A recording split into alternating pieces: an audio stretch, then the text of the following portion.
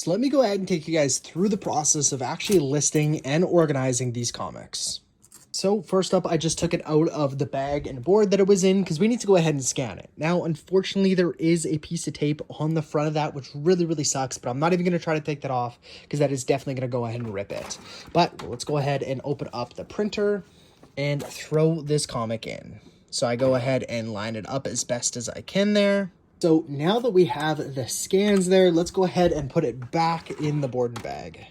So now we use two sites side by side just to go ahead and get the most accurate price. So we have cover price over here, which shows some recent sales. So we have one in fine condition back in 2023. We have one in very fine condition back in 2024. And then another one back in 2024 as well. But let's go ahead and take a look at eBay. We can see there was actually one that didn't show up on cover price here that sold back on May 5th for $6.50, but they took a best offer. And we have another one here that sold for $7.40. So now we're actually getting the listing ready. So I uploaded the scans that we have. And then for the titles, what I do is I put the name of the comic, the issue number, then in brackets, I have the publisher, and then I have the year that it was published. And then after that, right here in between the bracket and the fine condition, I would go ahead and put any variant. So if this was like a different cover variant or second printing, stuff like that, that's where I would go ahead and put it.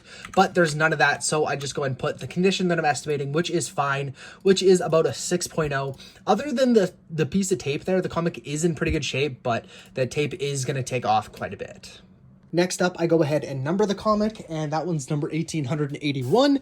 And then what I do is I just put it in the bucket in order here. Once this box fills up, I'll go ahead and write like comics 1700 to 1900 on the side there. So when I'm looking for it, I know exactly which box to go ahead and open up.